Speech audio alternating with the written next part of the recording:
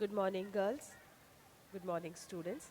आज हम जो हमारे सिलेबस में हमको बाकी डायरेक्टर्स अभी तक हमने पढ़ा whole time director, managing director यानी कि पूर्णकालीन संचालक, प्रबंध संचालक। अब हमें और 4 टाइप्स पढ़ने हैं डायरेक्टर्स के। तो इस वीडियो में मैं 2 टाइप्स कवर करूंगी और अगले वीडियो में बाकी के 2 टाइप्स। तो आज हम पढ़ने वाले हैं small shareholders director and resident director.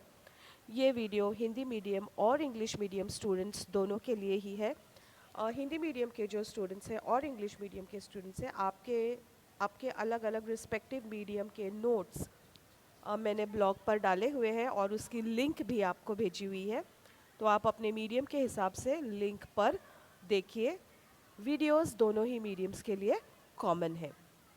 तो ये जो स्मॉल शेयर होल्डर्स डायरेक्टर है, जिसे हम हिंदी में अल्पसंख्यक अंशधारियों के संचालक कहते हैं। अब ये अल्पसंख्यक अंशधारी होने के कारण इनके पास मत या वोट्स भी कम होते हैं, तो इनका कोई रिप्रेजेंटेशन बोर्ड ऑफ डायरेक्टर्स में होना चाहिए और ये रिप्रेजेंटेशन करता है अल्पसंख्यक अंशधारियों का संचालक। तो यदि अल्पसंख्यक अंशधारी अपना रिप्रेजेंटेशन बोर्ड ऑफ डायरेक्टर्स पर चाहते हैं तो वे अपना एक डायरेक्टर वहाँ पर अपॉइंट कर सकते हैं।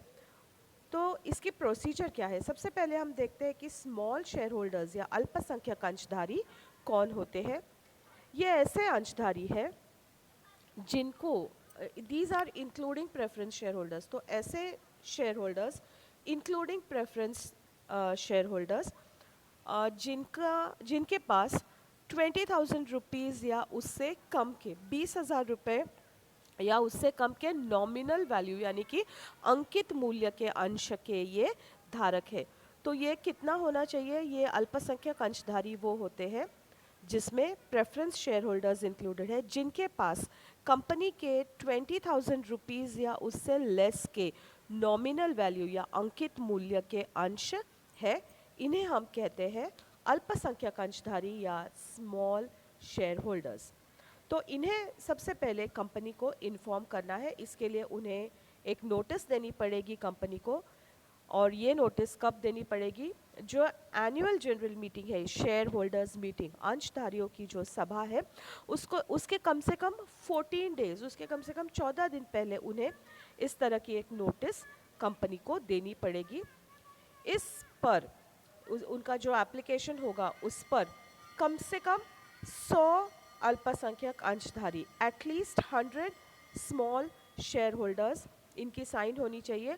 और ये जो 100 की संख्या हम बोल रहे हैं, ये संख्या इनके कुल संख्या के, इनके टोटल नंबर के कम से कम 1/10 होनी चाहिए, कम से कम 1/10 होना चाहिए।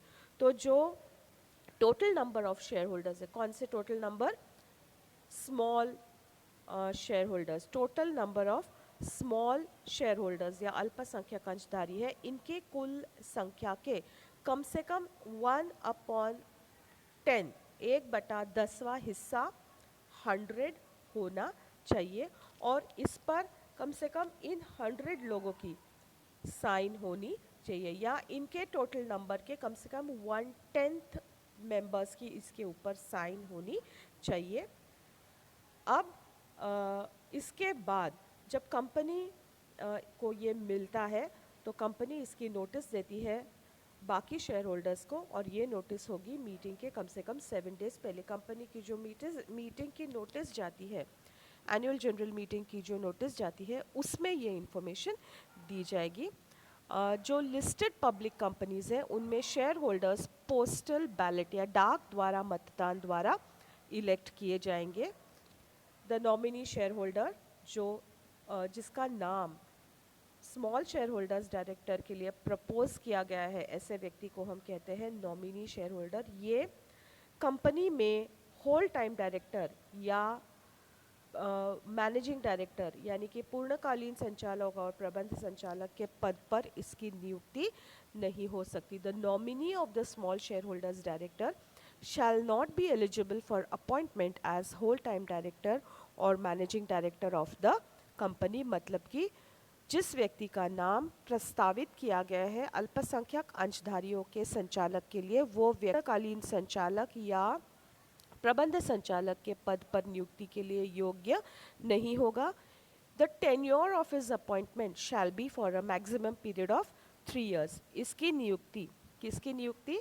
अल्पसंख्यक अंशधारियों के संचालक की नियुक्ति, स्मॉल शेयर होल्डर्स डायरेक्टर की अपॉइंटमेंट एक समय में कम से कम 3 years के लिए की जाएगी। इस 3 years की एक्सपायरी पर, ख़त्म होने पर ये 3 साल, उसको पुनर्नियुक्त या इसको री इलेक्ट किया जा सकता है again for a period of 3 years and he will not retire by rotation. ये जो पारी से अवकाश ग्रहण करने का नियम जो बाकी संचालकों पर लागू है, वो इस पर लागू नहीं है। He need not retire by rotation. A person cannot hold office as a small shareholders director in more than 2 companies। कोई भी व्यक्ति एक समय में 2 कंपनियों से अधिक कंपनियों में अल्पसंख्यक अंशधारियों के संचालक के स्थान को ग्रहण नहीं करेगा। अब हम देखते हैं कि इसके अपॉइंटमेंट की प्रोसीजर क्या थी। सबसे पहले तो स्टेप ये था कि स्मॉल शेयर होल्डर्स ने कंपनी को एक एप्लीकेशन दिया जिस पर उसके कम से कम 100 स्मॉल शेयर होल्डर्स या total number of small shareholders के एटलीस्ट 1/10, और याद रखिए कि ये 1/10 जो है वो कम से कम 100 होना चाहिए। So it just means that the application should be signed by at least 1/10 of the total number of small shareholders whose number is at least 100. The 1/10 part should be at least equal to 100. Now once this application is received by the company, it will then send a notice to its shareholders. The notice should be sent at least 7 days prior to the meeting. तो company को अल्पसंख्यक अंशधारियों से इस तरह का आवेदन प्राप्त होने पर वो अपने बाकी सदस्यों को इसकी इंफॉर्मेशन देगी नोटिस के थ्रू, कंपनी के एनुअल जनरल मीटिंग के नोटिस के थ्रू। इस एप्लीकेशन, जो एप्लीकेशन अल्पसंख्यक अंशधारी देते हैं, जो स्मॉल शेयर होल्डर्स एप्लीकेशन देते हैं कंपनी को अपने व्यक्ति को रिप्रेजेंट करने के लिए बोर्ड ऑफ डायरेक्टर्स में, उस एप्लीकेशन के साथ कुछ चीज़ें जोड़ी जानी चाहिए। Some things have to be attached. What should be attached? A statement should be attached. एक व्याख्यान या बयान होना चाहिए जिसमें उस प्रपोज्ड व्यक्ति का नाम, जिसका नाम प्रपोज्ड है या प्रस्तावित है स्मॉल शेयर होल्डर्स डायरेक्टर के पोस्ट के लिए, उसका नाम, उसका एड्रेस, उसके पास कितने शेयर्स है और उसके फोलियो नंबर्स। अब यहाँ पर एक और चीज़ ध्यान रखनी ज़रूरी है कि जिस व्यक्ति का नाम प्रपोज किया गया है उस व्यक्ति का भी स्मॉल शेयर होल्डर होना ज़रूरी है। The person whose name is proposed should also be a small shareholder। इसके अलावा उस स्टेटमेंट में होना चाहिए उसका खुद का एक डिक्लेरेशन कि वो इस पद पर बैठने के लिए योग्य है। He is not disqualified from becoming a director under this act. He has a directors identification number, और उसका नंबर भी वहाँ पर दिया जाना चाहिए, और उसका कंसेंट कि वो इस कंपनी में स्मॉल शेयर होल्डर्स के डायरेक्टर के स्थान पर बैठने के लिए, या he wants to, his consent that he wants to become the small shareholders director, ये कंसेंट फॉर्म DIR-2 में होता है। All this along with a deposit of ₹1 lakh। He should also declare that he is an independent director। वो एक स्वतंत्र संचालक है as per subsection 7 of section 149। अब नेक्स्ट स्टेज है जनरल मीटिंग होना, जिसमें ऑर्डिनरी रेजोल्यूशन पास करके, साधारण प्रस्ताव पारित करके स्मॉल शेयर होल्डर्स डायरेक्टर की अपॉइंटमेंट होगी। उसके बाद इस नोटिस के साथ, मीटिंग की नोटिस के साथ, मीटिंग के प्रोसीडिंग्स के 3 कॉपीज़, यानी कि सभा के मसौदे की और सभा के नोटिस की 3 प्रतिलिपियाँ, 3 कॉपीज़ किसको भेजी जाएगी?